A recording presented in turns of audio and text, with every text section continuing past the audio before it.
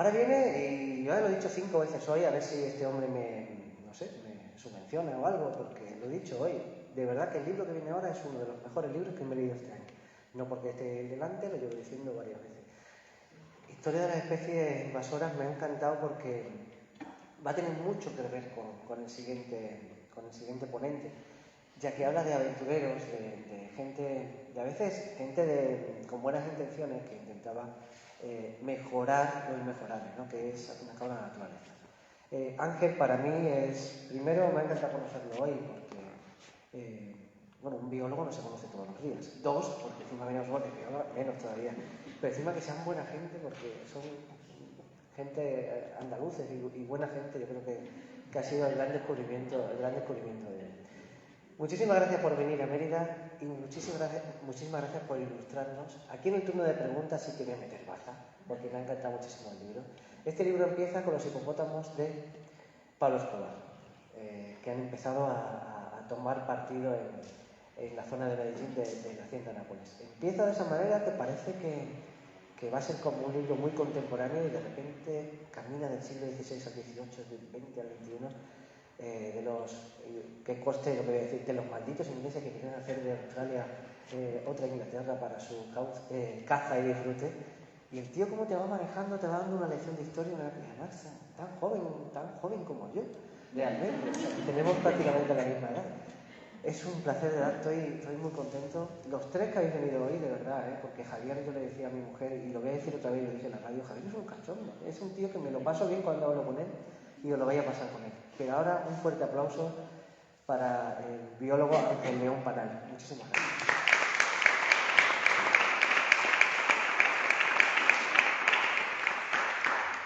Buenas, ¿qué tal? ¿Se me escucha bien? Sí. Mario, ¿me podemos ver de aquí hasta dónde? Hasta ahí. Estupendo. Bueno, pues, como ha dicho Mario, bueno, yo vengo a hablar de mi libro, de historia de las especies invasoras. Antes de entrar en materia, vamos a hacer una definición, no os voy a aburrir con definiciones técnicas. Vamos a hablar de qué es una especie invasora. Vale, pues, para explicar esto, lo mejor que podemos hacer es poner ejemplos. Me han chivado de que por aquí hace poco se están asomando un par de linces, 2 o 3 linces. Bueno, pues si imaginamos el lince es una especie autóctona de Mérida, o de gran parte de la península ibérica. Se dice que es autóctona o nativa, ¿vale? Pero ahora imaginaros que cualquiera de vuestras mascotas, pues yo sé, una corny, un hámster, ¿vale? Pues acaba por ahí el pobre perdido por los campos de Mérida. Bueno, pues a esa especie vamos a decir que es una especie exótica o, como se prefiere decir hoy en día, no nativa. ¿Ok? ¿Qué pasa? Que resulta que hay algunas especies que tienen un as bajo la manga y una vez que llegan al ecosistema, porque bueno, nuestro agaporni o nuestro hámster, pues, la verdad es que poco va a poder hacer allí en el campo, ¿no? Pues seguramente se lo zampe una serpiente, un águila, etcétera, se muere el pobrecito del golpe de calor que estamos teniendo hoy en día, ¿no? Entonces, ¿qué pasa? Que, como decía, hay algunas especies que tienen un as bajo la manga y son capaces de pues, reproducirse y proliferar en el medio, ¿vale? Tienen que pasar una serie de barreras. Esto es, a ver, hay toda una ciencia detrás de esto que estudia cuántas barreras tienen que pasar, qué características tienen que tener, ¿vale? Pero para os hagáis una idea, que van pasando todas esas barreras, ¿vale? Hasta que llega un momento en que la especie, además de establecerse, pues puede pasar que se establezca y se queda ahí y no de problemas, además de establecerse, pues crezca la población tanto que se acabe convirtiendo en una plaga, ¿vale? Una plaga que va a provocar una serie de problemas. Si os fijáis, aquí también hay un factor muy importante a la hora de tratar con las especies invasoras y es el factor humano. Es decir, nosotros, muchas veces me dicen, la especie invasora más grande, lo más importante es el ser humano. Bueno, a ver, el fenómeno de las especies invasoras es un fenómeno asociado al ser humano, lo que no quita que los seres humanos también nos estamos cargando el planeta, bueno, y somos los de los más destructivos. Ahí tenemos, por ejemplo, el cambio climático, la contaminación, la deforestación, la sobrepesca, en fin, un montón de jinetes del apocalipsis. Entonces, regresando al tema de las especies invasoras, son especies que se han introducido gracias al ser humano, por 2 vías, bien sea una vía accidental, ¿vale? una especie que aprovecha, por ejemplo, antes hablaba con Cacho, las ratas, por ejemplo, que van en los barcos, pues es una rata que se puede introducir de forma accidental en el medio o de forma intencionada. Antiguamente, ya hoy no tanto, aunque sí hay algunos de estos proyectos, pues antiguamente se hacía mucho de enriquecer la fauna, como pues, por ejemplo se soltaban mapaches, se soltaban zorros en determinados ecosistemas con la intención de que de esos animales después se pudieran aprovechar de forma económica. Bien, ya una vez que tenemos este apartado, ¿cuáles son los problemas que generan las especies invasoras? Yo siempre digo que esto es sota, caballo y rey, ¿vale? Generan problemas ecológicos, ¿vale? Bueno, al comportarse como plagas, pues por ejemplo una planta puede crecer de forma desproporcionada y tragarse un ecosistema entero. O bien también pueden probar problemas económicos, ¿vale? Por ejemplo, tenemos aquí en España el caso de la avispa asiática que está entrando por el norte de España y que supone un problema económico para los apicultores. Que de hecho es un caso que si no llega a ser porque los apicultores estuvieran dando la brasa con el tema, yo creo que no hubiera sido tan mediático.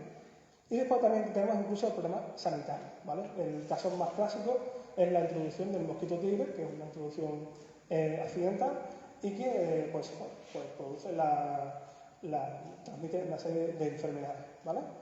Bueno, pues esta era la teoría, ¿vale? Ahora nos vamos a ir a la parte práctica. Antes de venir a esta charla, pues me he metido en Google a ver qué especies invasoras había por aquí en Mérida, para ver si las podía relacionar con alguna de las historias que vienen en el libro. Y he visto que, por ejemplo, en el río tenéis una invasión de jacinto de agua o camalote, ¿vale? Bueno, pues esta es una planta que su introducción ha sido accidental, porque se ha estado comercializando pues lo que es en la jardinería. Entonces estas plantas que se usaban en estanques y demás, y de alguna forma pues se han escapado de estas zonas donde las estábamos criando y cubren pues están en los ríos, ¿vale? En los ríos y los lagos. Para que veáis un poco, vamos a aplicar lo que decíamos antes, ¿no? ¿Cuáles son las sota, caballo y rey del jacinto de agua? Bueno, pues el tema ecológico, pues resulta que el jacinto lo que hace es que cubre... ¿Se fue? No. Lo que hace es que cubre el río, ¿vale? Lo cubre completamente, genera una alfombra verde, que yo diría que incluso si no te das cuenta es que te caes al agua porque crees que eso es terreno. Entonces, ¿qué pasa? Que al cubrirlo tapa el sol que llega al ecosistema acuático interior, las especies de abajo se mueren, entonces todo lo que es el ecosistema colapsa. ¿Problema económico? ¿Por cuál puede ser el jacinto de agua? Pues aparte de que nos quedamos sin el recurso todos los recursos que nos ofrecen los ecosistemas acuáticos, los ríos y los lagos, pues además está el tema de la gestión de esa especie. O sea, que tenemos que usar barcas para sacar toneladas y toneladas de jacinto de agua. Y con el problema sanitario, aquí lo voy a meter un poco con calzador porque realmente hay un problema sanitario, pero bueno, podemos imaginar que pueden generar condiciones buenas para la cría de mosquitos, ¿vale? Entonces ahí podemos meter un poco con calzador el problema sanitario. Vale. ¿Desde cuándo creéis que se estaba produciendo la invasión de jacinto de agua a nivel planetario? ¿De cuándo creéis que esto más o menos empezó? Una fecha. 1900... 20, desde antes del siglo XIX. Nos vamos a ir a Nueva Orleans, a 1884, durante la celebración de una feria sobre el algodón, porque por aquel entonces la ciudad, la economía se basaba en el cultivo del algodón, y allí se va a celebrar una feria pues, para ver toda esta industria del algodón. Una feria donde van a invitar a muchas naciones a participar con un stand donde pues, cada uno va a hablar de sus cosas, ¿no? Entonces resulta que los japoneses también fueron invitados y en forma de agradecimiento ellos llevaban unas plantas de jacintos de agua, ¿vale? Entonces cada persona cuando se pasaban por allí por el stand, pues cuando se iba, los japoneses les regalaban unas plantitas de estas, ¿no? Para que la gente los pusiera en su casa. Bueno, esta es una de las historias que se dice por la que entró el jacinto de agua en Estados Unidos. Se supone que también hay otras introducciones, ¿vale? todas relacionadas con el negocio del viverismo, ¿no? Lo que es el negocio de la venta de plantas. Bueno, pues esa planta llegó a Estados Unidos y empezó a expandirse por los ríos y lagos de los estados sureños. Y resulta, bueno, que en Estados Unidos puso muchísimos tipos muchísimas formas de intentar parar la expansión de esta planta, pero yo ahora quiero que demos un salto hasta 1910 para conocer la historia, quizás para mí la más rocambolesca relacionada con el jacinto de agua. Resulta que en ese año, en 1910, tenemos que conocer a un congresista que se llamaba Robert Browson, al que le llamaban de forma cariñosa Cousin Robert, ¿vale? Cousin Bob, perdón. Y resulta que este hombre estaba preocupado por cómo el jacinto, ¿no? Pues estaba comiendo los ríos de Luisiana, del Mississippi y demás, ¿no? De hecho, cuentan que los mismos ciudadanos le pagaban y decían, oye, Robert, tenemos que hacer algo con esta planta, ¿no? Entonces resulta que este hombre le estaba dando vueltas y dice, ¿cómo puedo controlar el jacinto de agua? Pues resulta que un día, hablando con un funcionario del Departamento de Agricultura de Estados Unidos, un tal William Newton Irving, le dice Irving, mira, tenemos un problema en Estados Unidos, no solamente con el jacinto de agua, sino que ¿qué pasa? Que la población no tiene carne para comer, ¿vale? Se había encargado, pues, por otra historia que viene de toda parte, se había encargado lo que son los pastos, ¿vale? De tanto cultivar, y no tenían suficiente producción para crear ganado. Sin embargo, la población de personas no paraba de crecer. Entonces esto hacía que la carne se encareciera. Y entonces Irving lo que quería era, necesitamos aprovechar todo el terreno que tiene Estados Unidos para generar carne. ¿Y cuál es la propuesta de Irving? Bueno, pues es lo que proponía, si tenéis en mente los pantanos estos de Luisiana, estos que salen a veces en el canal de Discovery, pues lo que proponía era, vamos a ir a las zonas que supuestamente no pueden ser usadas de ganadería para generar ganadería, pero no con vacas, cabras, ni nada de esto de ganado que tenemos típico, sino con hipopótamos. Vamos a traernos hipopótamos, los vamos a introducir en los pantanos de Estados Unidos para que esto, la población pueda también tener otro aporte de carne. Entonces se hicieron campañas en libros y demás para vender las bondades y lo bueno que estaba la carne de hipopótamo. Entonces, bueno, a este congresista, a Browson, esa idea le encantó. Así que lo que dijo, voy a ir al Congreso de Estados Unidos y voy a convencer a mis compatriotas, a los congresistas, al gobierno, para que nos permita traernos de África hipopótamos. Pero bueno, como él por sí solo no iba a poder convencer a los congresistas, lo que se hace es que se busca a dos ases de las aventuras de África. Por un lado, se busca a Frederick Burhan, que es la persona en la que el fundador de los Boy Scouts se inspiró, ¿vale? Burhan era un aventurero africano, había peleado en distintas guerras, en las guerras estas que había en México, con México entre Estados Unidos, había peleado también en África en las guerras Boer y demás. Entonces era, digamos, un influencer de la época. Y por otro lado, se busca a Phil Duquesne, que también era un sudafricano que también había peleado en las guerras Boer, ¿vale? Y él también, a él se llamaba, le gustaba, se tenía puesto un apodo que era el Black Panther, ¿vale? Curiosamente, estos dos personajes, Burhan y Duquesne, durante las guerras Boer lucharon en bandos contrarios y recibieron la orden de asesinarse. O sea, dijeron, tienes que buscar a esta persona en concreto y matarla. Lo que pasa es que eso no llegó a ocurrir. Años después, Browson los consigue convencer a los dos para que trabajen a su lado con el objetivo de traer hipopótamos a Estados Unidos. Pero no solamente hipopótamos, ellos creían que podían, además de promover la conservación, porque ellos también eran unos amantes de la naturaleza, querían promover la conservación de la naturaleza que había en Estados Unidos, pero también querían enriquecerla con hipopótamos, con rinocerontes, con jirafas, con antílopes, con cebras, la carne de la cebra no estaba buena, pero le daba un toque pintoresco a los ecosistemas de Estados Unidos. ¿Y qué pasó con esta propuesta? Esta propuesta llegó al Congreso, se votó y por un solo voto no salió adelante. ¿Vale? Entonces, al final, este proyecto no salió adelante y en Estados Unidos no se produjo la introducción de estas especies. Sin embargo, hay otros casos donde sí se han llegado a producir introducciones y hoy en día se han convertido en especies invasoras. Vamos a pegar otro salto y nos vamos a ir a la Colombia de 1980, de la década de los 80. La Colombia que estaba, digamos, aterrorizada, por entre otras cosas, por el narcotraficante Pablo Escobar. Resulta que Escobar tenía en su mente crear un zoológico en su hacienda Nápoles. Si habéis visto la serie de Narcos, ¿alguien ha visto la serie de Narcos? ¿Recordáis esa entrada que tenía al principio, que es como un pórtico con una avioneta encima? Pues esa es la hacienda Nápoles, ¿no? Entonces Escobar consigue crear un zoológico allí, pues rinocerontes, con hipopótamos, con loros, incluso con delfines de río. No sé si tenéis la imagen de un delfín de río como es, un delfín así rosado, pues incluso se llevan delfines de río allí. En total, alrededor de 1.200 animales, ¿vale?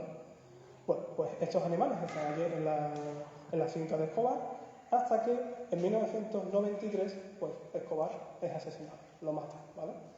Entonces, se ve como que la gente se olvida un poco de la hacienda Nápoles, eso se queda allí.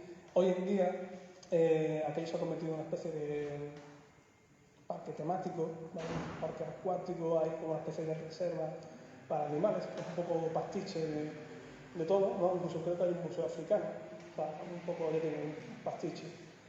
Y allí es donde vivían estos hipopótamos, en tranquilidad, libertad, a los alrededores del río Magdalena, ¿vale? Haciendo su vida, generando una manada, proliferando, ¿vale? Poquito a poco, más. Ahora vamos a saltar al año 2009, cuando un hipopótamo que se llamaba Pepe, resulta que se pelea con el hipopótamo macho jefe de la manada, se llamaba El Viejo. Y pues Pepe decide irse porque ha intentado retar al macho de la manada, no le ha salido bien la jugada, entonces se tiene que ir de la manada y empieza a moverse por el río Magdalena. Resulta que el gobierno colombiano decide actuar y decide darle caza. Entonces contrata a 2 cazadores profesionales y con la ayuda del ejército colombiano, pues le van dando caza, lo arrinconan y lo matan. ¿Qué hacen después? Pues echan una foto, digamos con la mala idea, una foto muy parecida a la que se hicieron las personas que mataron a Escobar. No sé si tenéis esa imagen en mente, bueno, la foto es bastante parecida. Claro, esto cuando se hizo público generó un gran revuelo en la población y hubo muchas protestas, por ejemplo, de grupos animalistas. Pasa el tiempo, 2010, vuelve a salir otro hipopótamo, también por una pelea con el viejo. Y esta vez, pues ante el revuelo que hubo anteriormente, bueno, pues el gobierno decide castrar, ¿no? Hay que atrapar y castrar a este animal. Lo que pasa es que la castración es muy complicada. Los hipopótamos tienen los testículos en el interior o sea, no lo tienen hacia afuera, lo tienen hacia adentro. Entonces hay que coger al animal, hay que sedarlo, hay que rajarlo, es decir, un follón y además que es súper caro. ¿Y por qué hay que hacer esto? O sea, ¿por qué quieren controlar a la población? Si os acordáis, como decía al principio, bueno, pues estos animales también pueden generar muchos problemas. Y concretamente en los hipopótamos serían, digamos, 3. Por un lado, son agresivos, son animales que pueden, bueno, pues en África causan muchísimas más muertes, por ejemplo, que los leones, por ejemplo. Son transmisores de enfermedades como la tuberculosis y además son los que se conocen como ingenieros de ecosistemas. Viene a ser un animal que tiene tal capacidad de modificar el ecosistema para crear unas nuevas condiciones, ¿vale? Entonces, hay que darle una solución a esto. Y además, resulta que la población cada vez está creciendo más. Hoy en día se calcula que hay alrededor de 133 ejemplares. Con la tasa de reproducción que tienen y demás, se cree que dentro de poco podrían ser cerca de 300 y para 2050 se estima que podrían ser 3.500. ¿Vale? Entonces, el gobierno está buscando formas de controlar esto sin usar el sacrificio. Bueno, pues mi libro salió en el 2021, creo que fue, sí, pues ya hace un año. Durante ese tiempo, ¿vale? Digamos, esta historia se quedó un poco en stand-by. Os puedo decir ya que en Colombia ha sido declarada la especie, se ha sido declarada como especie invasora, y ahora ya hay un programa de esterilización de la población. Se ha intentado hacer un muestreo para saber cuántos ejemplares realmente hay. Y la esterilización, ¿cómo se hace? Pues están probando una vacuna, que es una vacuna anticonceptiva, que se llama Gonacó, si no recuerdo mal, y lo que hace es que con un rifle le inyectan la dosis de la vacuna, que creo que son 2 o 3 dosis, y bueno, con eso espera que por lo menos la población no siga creciendo. Además, hay una serie de problemas con esta especie, y bueno, con muchas otras especies invasoras, y es que algunas especies, digamos que van a traspasar la barrera cultural, ¿vale? Y eso va a complicar muchísimo más su gestión. ¿Qué ha pasado con los hipopótamos? Bueno, pues resulta que, como es la única población de hipopótamos salvajes que podemos ver fuera de África, pues en algunos pueblos alrededor del río Magdalena se ha generado un turismo, ¿vale? Te venden en una especie de safari para ir a ver a los hipopótamos en el río, ¿vale? E incluso se dice, bueno, cuando yo estaba escribiendo el libro era un rumor, después por lo visto he visto que sí se ha más o menos confirmado, de que hay cierto tráfico, comercio de mascotas. ¿De qué? Pues, de las crías. Capturan las crías y las venden como mascotas. No me pregunté qué es lo que quieren hacer realmente con eso, porque sí, no sé, cuando se ponga grande ya me dirás cuando lo metes. Y por otro lado, pues la otra problemática de la gestión pues está pues, con respecto a la población. Y para que os hagáis una idea, por ejemplo, cuando se declaró la especie como invasora, pues una de las portavoces de los grupos animalistas llegó a decir que los hipopótamos ya no eran africanos sino colombianos, ¿sabes? Entonces, intentando, digamos, como que asimilar esa especie ya como parte del país. Todo esto, os cuento todo esto para que veáis pues, lo complicado que es la gestión de la especie invasora, porque no solamente es un tema económico, ecológico y demás, sino que también político, cultural, etc. Y hasta aquí la historia que más o menos quería contar. Se me ha olvidado deciros que Pablo Escobar tiró de unos empresarios que se llamaban los hermanos Han, que esos empresarios se dedicaban a la compraventa de animales a nivel internacional para zoológicos, ¿vale? Pues Pablo Escobar consiguió tener una cita con ellos en Texas y le compró de varios animales, entre ellos los hipopótamos. Y yo creo que como vamos de tiempo, María. Si queréis, abrimos preguntas, si alguien quiere preguntar.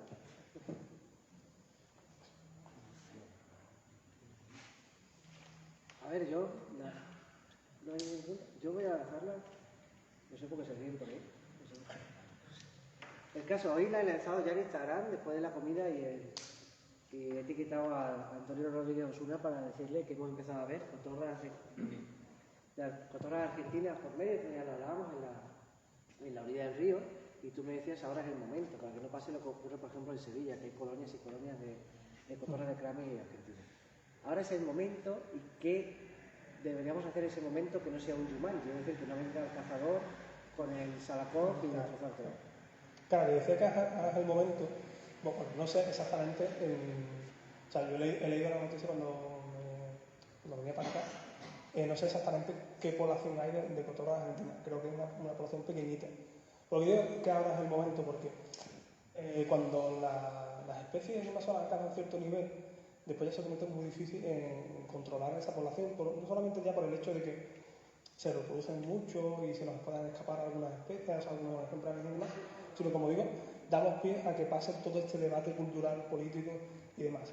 Entonces yo decía que es necesario, o sea, cuando la población es pequeñita, es cuando debemos actuar para, bueno, pues sabemos que hay poquitos, los podemos coger, los podemos sacar del ecosistema. Te quitas el problema de primera mano. ¿Qué hacer con ellos? Bueno, me venía pensando antes. Los podríamos llevar o sea, se puede hablar con zoológicos, se puede, no sé qué capacidad tendría de asimilar pues esos animales. El problema es que si planteas, por ejemplo, que la gente se lo lleve, esa especie no la puedes tener. porque está en el catálogo de las especies invasoras. Entonces, la tenencia, venta, todo ese retahíla está prohibida. Entonces, ahí debería ser el ayuntamiento el que diga, pues vamos a intentar gestionar esto de la mejor forma posible, porque si no, te puede pasar como nos pasa en Sevilla.